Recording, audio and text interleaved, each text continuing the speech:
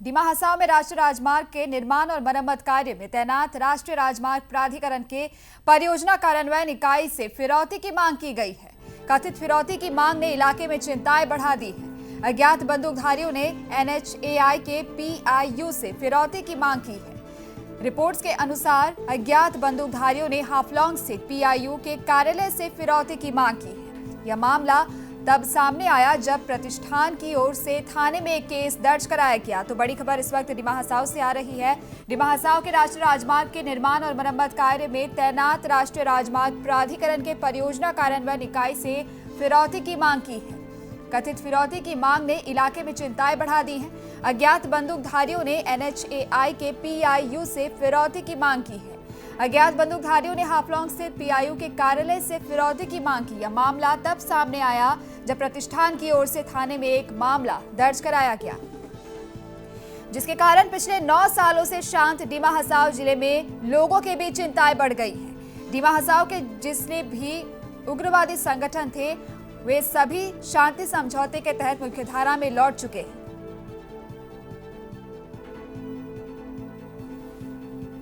इस वक्त मौजूद है NHAI का ऑफिस, जहां PD रहता है, हाफलॉन्ग में है।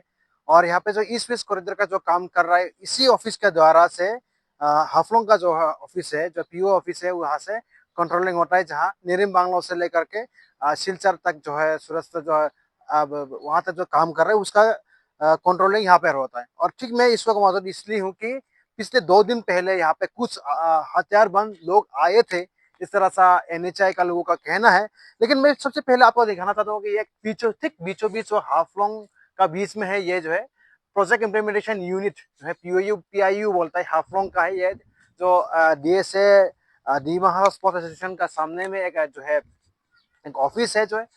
और सबसे बड़ी बात है कि यहाँ पर जो है, यहाँ का जो कहने का मुताबिक, आज हमने ऑफिसर के साथ में भी का बातचीत करने के लिए कोशिश किया था, पर यहाँ पे कोई ये जो आज हॉलीडे होने की वजह से कोई ऑफिसर नहीं है।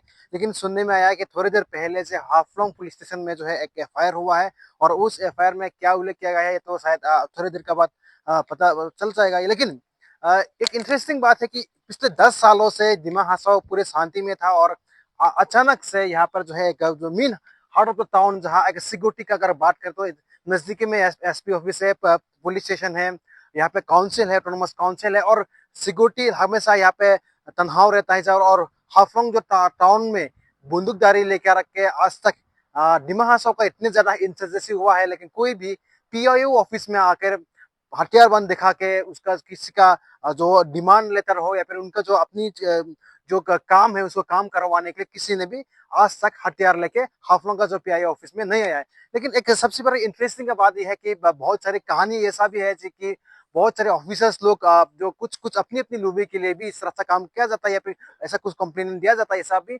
बहुत सारी डिमा हसाओ में हिस्ट्री है।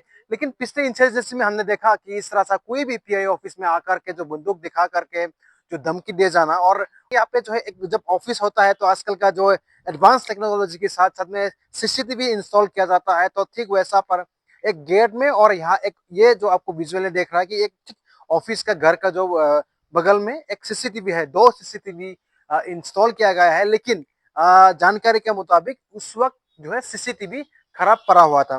तो ये जो CCTV खराब होने की वजह से शायद इन लोगों के पास कुछ एविडेंस नहीं आया है।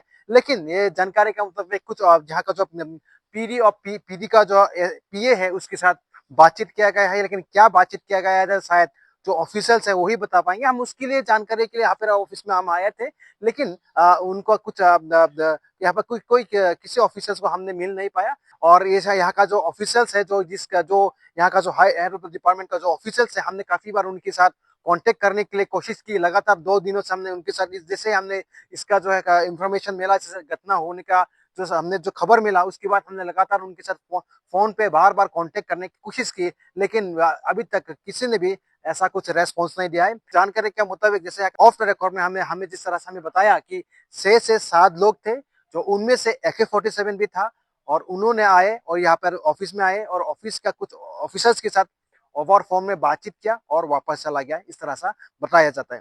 लेकिन असल में वो लोग क्या उग्रवादी है या नहीं, ये भी फिलहाल अभी बताना मुश्किल हो रहा है। इसके साथ मैं स्वदेव हसमसा, नॉर्थ ईस्ट लाइव।